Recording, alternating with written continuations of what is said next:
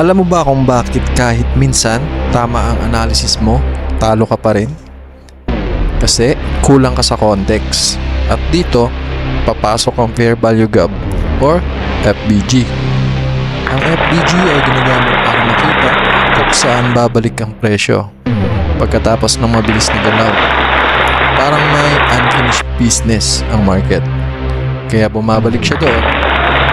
Kung gusto mong maging mas precise ang entries mo at hindi hulaan ng market, kailangan mo maintindihan ang FVG strategy.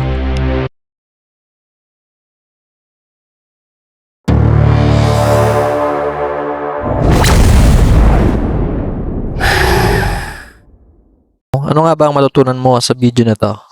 Una, ano ba ang ibig sabihin ng Fair Value Gap o FVG? Pangalawa, paano natin i-identify ang FVG sa chart step by step?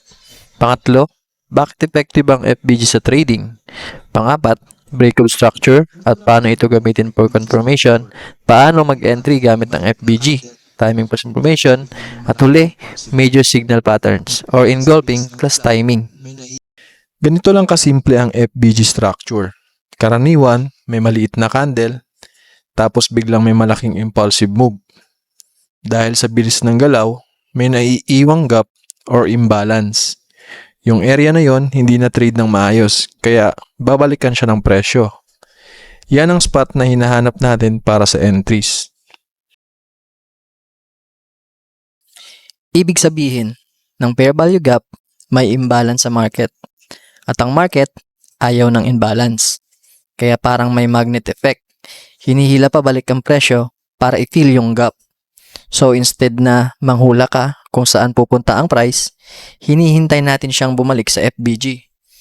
Dito, nagiging mas calculated ang trading natin.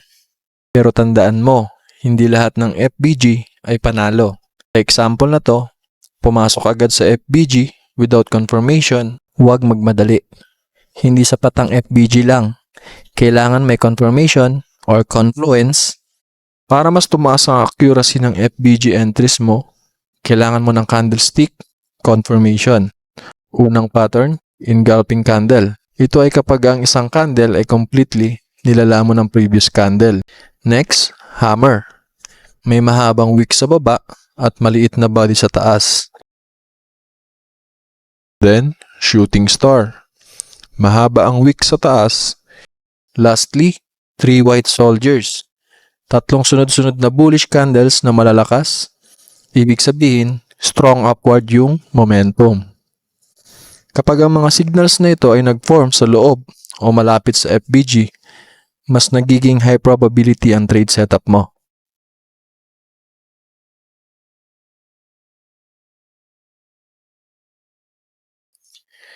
Dito sa chart, makikita natin merong tatlong strong bearish candles. Ibig sabihin, malakas ang sellers. Pagbalik ng presyo sa FVG, nag-confirm ang sell entry. Kaya maglalagay tayo dito ng 1:3 ratio. Resulta, panalo. Sa setup na to, nagkaroon ng bullish engulfing sa FVG. Malinaw na may pumasok na buyers. Dito tayo nag-entry. Ang risk reward, 1:5.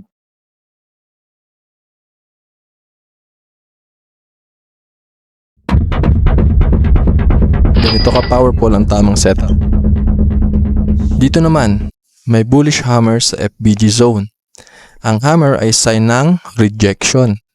Tinanggihan ng lower prices, so ibig sabihin, ayaw na ng market bumaba. So, magbabay tayo. Target natin is 1:5. Resulta, malinis na panalo. Bakit nga ba effective ang FVG? Kasi hindi ito random. Nakabase ito sa galaw ng smart money. Kapag may imbalance, babalik at babalik ang presyo. At dahil maraming traders at institutions ang gumagamit nito, nagiging consistent ang behavior ng market. Kaya kung tama ang execution mo, may edge ka talaga. Tandaan, ayaw ng market ng imbalance. Kaya bumabalik ito para ibalik ang balanse ng market. At kung sino man nakapanood ng last video natin, Kung uulitin natin, ang support ay area kung saan kadalasang tumitigil ang pagbaba ng presyo. Dito pumapasok ang buyers. At ang resistance naman ay area kung saan nahihirapan umakyat ang presyo. Dito naman pumapasok ang sellers.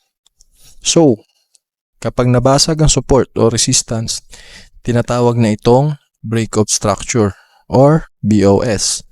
Halimbawa, kapag nabasag ang resistance, naging support ito at posibleng magtuloy ang uptrend. Ngayon, kapag sinamahan mo ang BOS ng FBG at isa pa, candlestick confirmation, nakakakuha ka ng malinaw na direksyon, entry point at confirmation. Sa example na to, nagkaroon muna ng break of structure pataas, ibig sabihin, bullish na ang direksyon ng market. Pag retrace sa FBG, doon tayo naghanap ng entry. Nag-buy tayo with a risk-reward ratio na 1:3.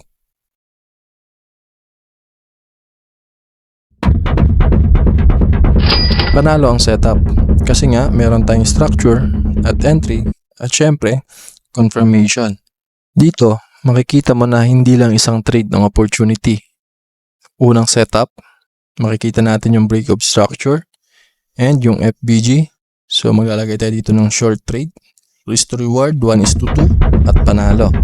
Pangalawa, namuo ulit yung panibagong break of structure. Plus, nagpakita ulit yung malaking FBG. So, risk to reward 1:3.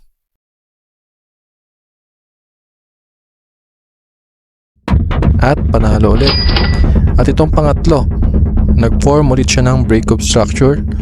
Plus, mapapansin nyo, nag-top siya doon sa previous FBG din natin na indikasyon lang na mayroong strong bearish momentum. So, risk to reward natin 1:5.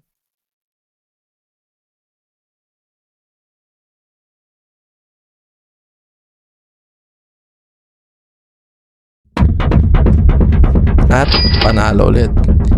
Ipinapakita nito na kapag marunong ka magbasa ng structure at FBG, hindi ka naghahabol ng trades.